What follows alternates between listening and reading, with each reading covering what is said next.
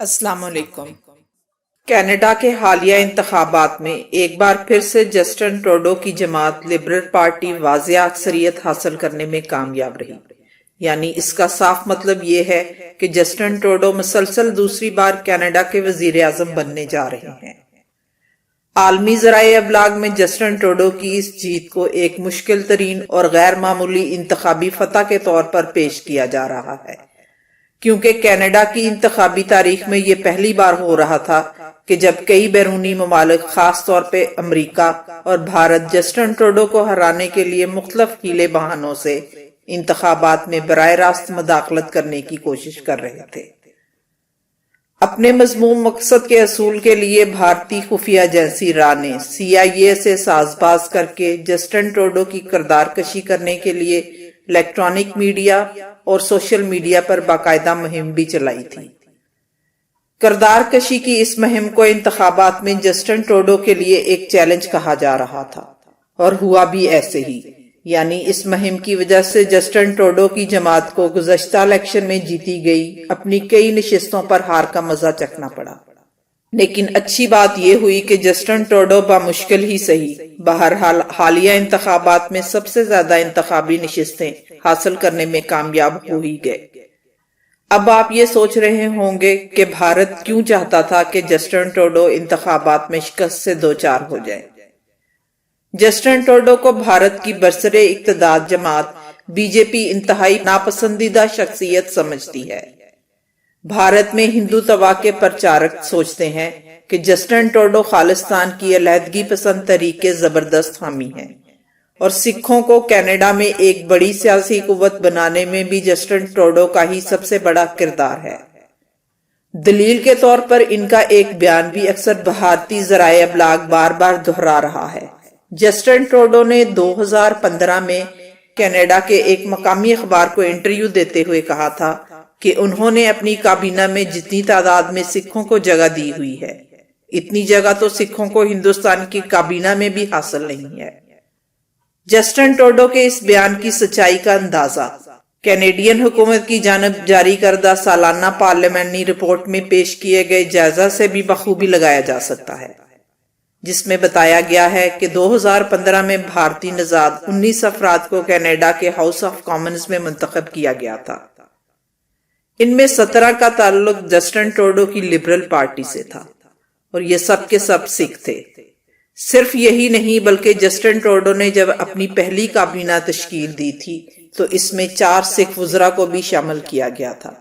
جس میں ایک وزیر ہرجیت سجن کو تو وزارت دفاع جیسی اہم ترین وزارت سونپی گئی تھی۔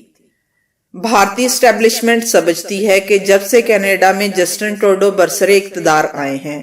تب سے بھارت میں چلنے والی خالصتان کی علیحدگی پسند تحریک میں تیزی آئی ہے۔ شاید یہی وجہ ہے کہ جب فروری 2019 میں کینیڈا کے وزیر اعظم اپنے 7 روزہ سرکاری دورے پر بھارت گئے تھے تو نریندر مودی کی حکومت نے انہیں نظر انداز کرنے کی ہر ممکن کوشش کی، اور جب مسٹر ٹروڈو اپنی اہلیہ اور بچوں کے ہمراہ دہلی ایئرپورٹ پر پہنچے تو انہیں ایک جونیئر وزیر کے ذریعے خوش آمدید کہا گیا، اور جب جسٹن ٹروڈو تاج محل کی سیاحت کے لیے آگرہ پہنچے تو ان کے پروٹوکول کے لیے ایک مجسٹریٹ کو تعینات کیا گیا تھا۔ کسی بھی ملک کے سربراہ کے لیے ایسے بدترین سرکاری پروٹوکول کی شاید ہی کوئی دوسری مثال پیش کی جا سکے۔ دلچسپ بات تو یہ ہے کہ دنیا کی سب سے بڑی جمہوریہ کی جانب سے روا رکھے جانے والے اس امتیازی سفارتی سلوک کو بین الاقوامی میڈیا نے اپنی شہ سرخیوں میں نمایاں جگہ بھی دی، جس سے دنیا بھر میں مودی سرکار کی زبردست جگ ہسائی بھی ہوئی۔ اب آپ خود ہی سوچ لیں، ایک ایسی بین الاقوامی سیاسی شخصیت جس سے بھارتی حکومت آخری درجے کا بغض و عناد رکھتی ہو، جب وہی جسٹن ٹروڈو ایک بار پھر سے کینیڈا کے وزیر اعظم کے طور پر حلف اٹھائیں گے تو بھارت بھر کے میڈیا میں کیا قیامت خیز کوہرام برپا ہوگا۔ کینیڈا میں منعقد ہونے والے حالیہ انتخابات میں جسٹن ٹروڈو کے علاوہ ایک اور بھی ضرب نریندر مودی کی سرکار کو لگی ہے، اور اس کاری ضرب کا نام ہے نیو ڈیموکریٹک پارٹی کے جگجیت سنگھ، جن کی جیتی ہوئی 24 نشستیں کینیڈا میں حکومت بنانے کے لیے سب سے فیصلہ کن کردار کی حامل ہو گئی ہیں۔ یعنی کینیڈا کی پارلیمانی تاریخ میں پہلی بار ایسا ہو رہا ہے کہ سکھوں کو اپنے ہمراہ شامل کیے بغیر حکومت بنانے کا امکان کسی بھی جماعت کے لیے بالکل صفر ہو کر رہ گیا۔ یاد رہے کہ جگجیت سنگھ کا شمار بھی ان سکھ رہنماؤں میں ہوتا ہے جنہیں بھارتی سرکار سخت ناپسند کرتی ہے، اور ان کے بارے میں بھارت کے میڈیا میں یہ پراپوگنڈا وقتاً فوقتاً کیا جاتا رہتا ہے کہ جگجیت سنگھ علیحدگی پسند خالصتان تحریک کے سب سے سرگرم حمایتی ہیں۔ اس بنا پر بھارت سرکار نے ایک مدت سے جگجیت سنگھ کے بھارت داخلے پر بھی پابندی عائد کی ہوئی ہے۔ جسٹن ٹروڈو اور جگجیت سنگھ کا ایک بار پھر سے کینیڈا کے سیاسی افق پر طاقتور حیثیت میں سامنے آنے پر دہلی کی فضاؤں پر افسردگی نے ڈیرے ڈال لیے ہیں،